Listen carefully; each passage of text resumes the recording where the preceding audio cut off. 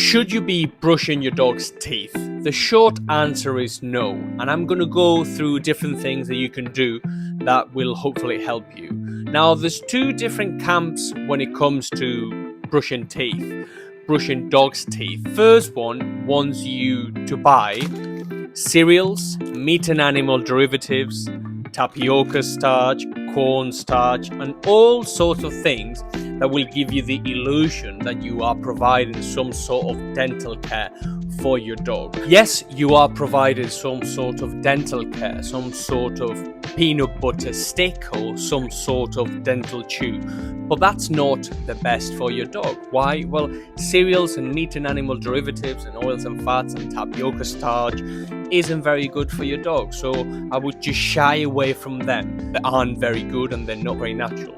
So my first piece of advice is keep it natural. You have things like horns, for example. Those are absolutely wonderful for dogs. You have things like antlers, things like yak chews, any sort of bone as well. Things like pig ears. I know they're not bone, but they tend to be quite tough. Anything skin, natural. Something like camel skin or pork rind or anything natural that your dog can get their back teeth, their canal teeth into it is a wonderful, wonderful chew for your dog's dental health. And then I'm going to answer the question again, but from a different angle. And this is the fact that no one talks about this because it's not beneficial for anybody, for anybody's business.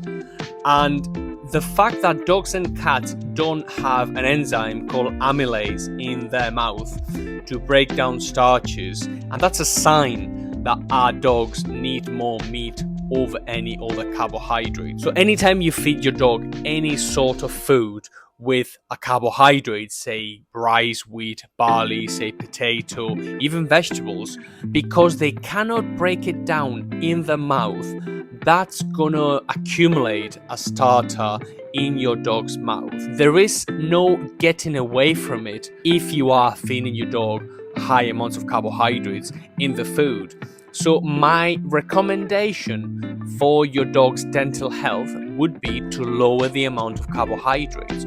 Dogs and cats don't have any salivary amylase, which is the enzyme that breaks down carbohydrates. And nobody really talks about it because everybody wants to sell you dental sticks and everybody wants to sell you whimsies and everybody tries to sell you all sorts of things. So keep it natural, reduce the overall amount of carbohydrates you feed the dog, and your dog's overall dental health will be great.